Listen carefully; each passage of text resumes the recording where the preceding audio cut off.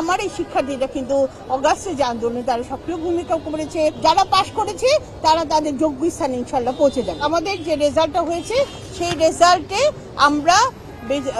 আমরা আল্লাহর কাছে শুকরিয়া জানাচ্ছি যে রেজাল্ট আমরা আনতে পেরেছি।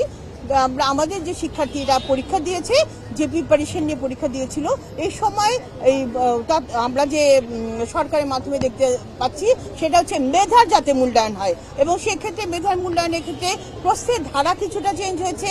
সেক্ষেত্রে মেয়েদের মধ্যে প্রশ্নের প্রিপারেশন তো ছিল, তারপরে কোনো পরীক্ষা তারা একটু প্রশ্নের সাথে অ্যাডজাস্ট করতে তাদের একটু সময় হয়েছে, বা প্রশ্ন তারা বুঝতে পারেনি, এই ধরনের একটা ব্যাপার ছিল। কিছু প্রশ্নে ভুল ছিল, এটা আমি যেতে চাই না। আসলে প্রকৃত মেধার মূল্যায়নই হয়েছে।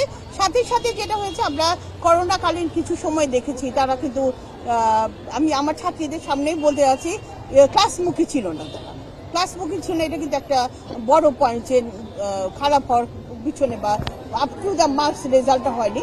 আর যেটা আমরা সর্বোপরি আমরা বলবো, আমার এই শিক্ষার্থীরা কিন্তু অগাস্টে যে আন্দোলনে তারা সক্রিয় ভূমিকা করেছে, এবং তারা এত ভালো একটা রেজাল্টের মাধ্যমে কিন্তু তারা প্রমাণ করেছে তারা সব সময় কিন্তু ভালো জায়গায় পৌঁছাতে পারবে, এবং তাদের যে রেজাল্ট বা জিপিএ সেটাই কিন্তু সব নেই।